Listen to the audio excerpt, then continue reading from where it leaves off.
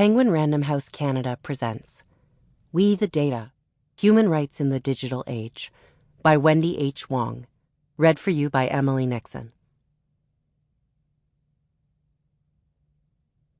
This book is for my dear boys, who are in my heart and on my mind always.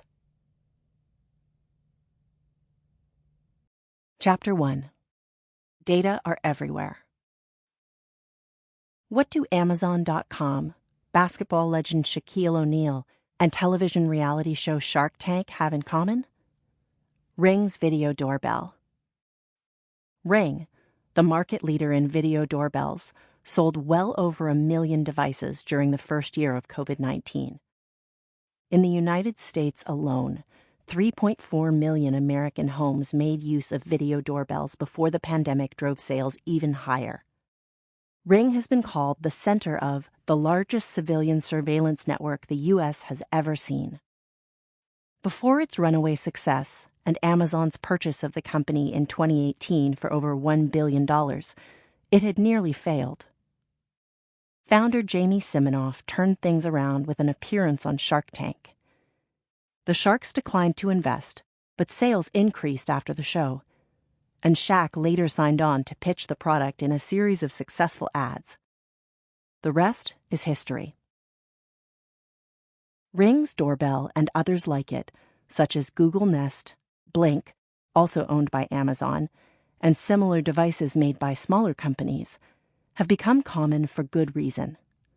Video doorbells are convenient. They make it possible to talk to people at your door when you're indisposed or not even home, and to remotely screen who is at the door. People living in small multi-unit buildings without entry systems can have their own doorbell to greet guests before coming downstairs.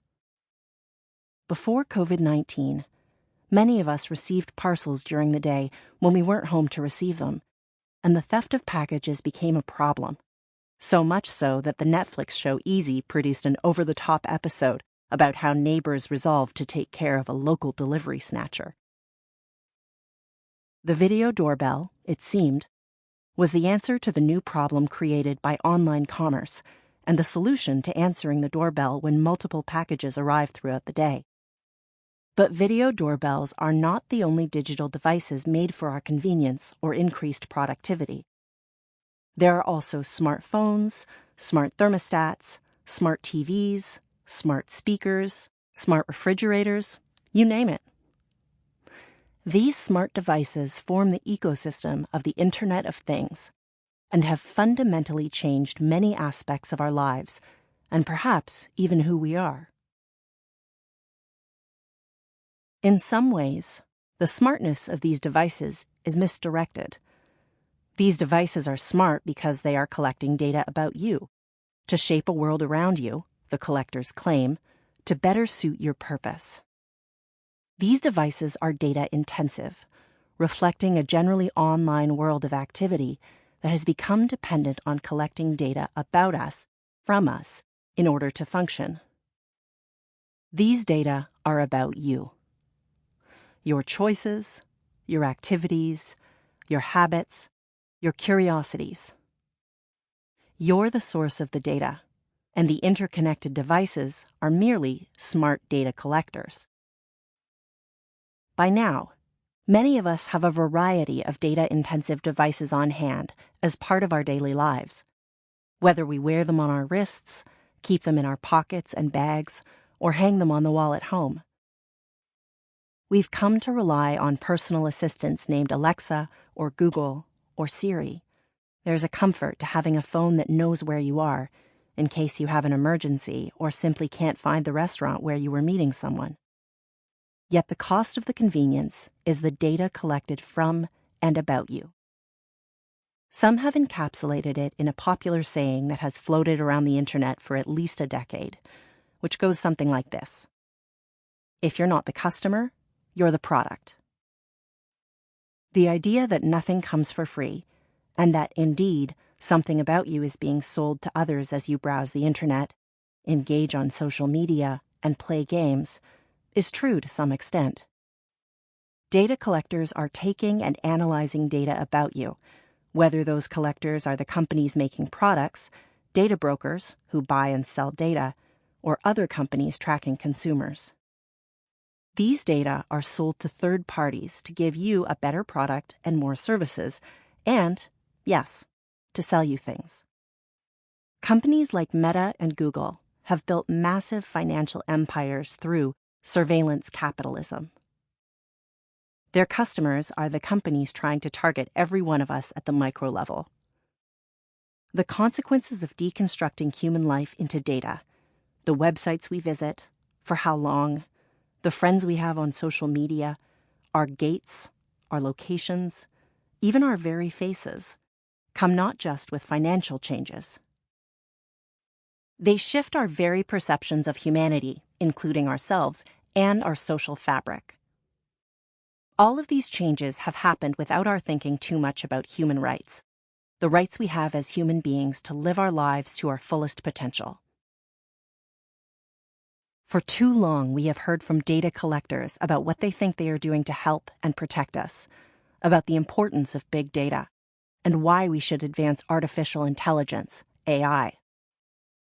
Data sources to date have been relatively silent, although data about us are being taken from our actions. We the Data is about why and how to speak up for data sources by applying what we know from human rights to the way we think about datafication. As a term, datafication refers to the recording, analysis, and archiving of our everyday activities as digital data. It is how big data are created. Datafication is fundamentally different from other kinds of technological changes because it changes humanity in a personal way.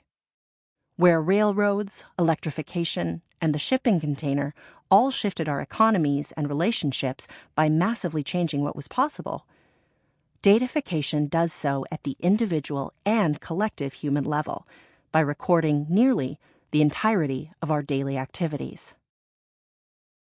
The possibilities of datafication may seem endless, and data are everywhere, but they are not inevitable. Even outside techno-cheerleaders' circles, there is a tendency to take the human out of our machines. For example, communications scholar Laura DeNardis's book, The Internet in Everything, grimly begins. If humans suddenly vanished from Earth, the digital world would still vibrantly hum. But the digital world exists because of our humanity, for better or worse. Without us, its utility is gone. We need to center humans in the conversation about data by reviving human rights at their most basic level. Human rights, as I elaborate here, formally became part of the global human narrative after World War II. We might intuitively think about human rights as lists of rights and freedoms, such as the freedom of religion or the right to a nationality.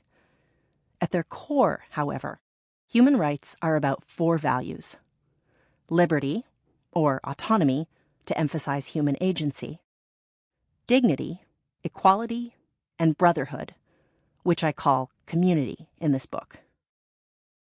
These 4 ideas undergird the purpose of human rights, as originally presented by René Cassin in his idea of a human rights portico.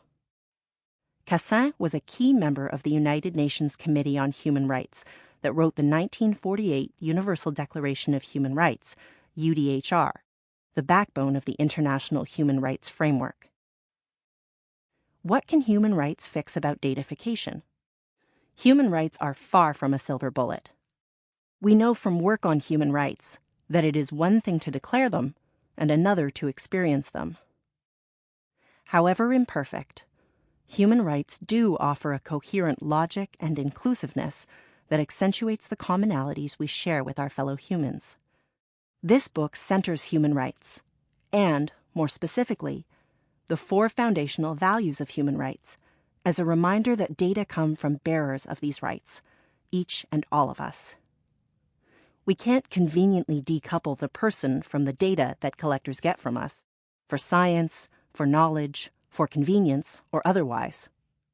These data and humans are tethered. As I develop in the chapters that follow, if data are sticky to us as humans, Humans Sample complete. Ready to continue?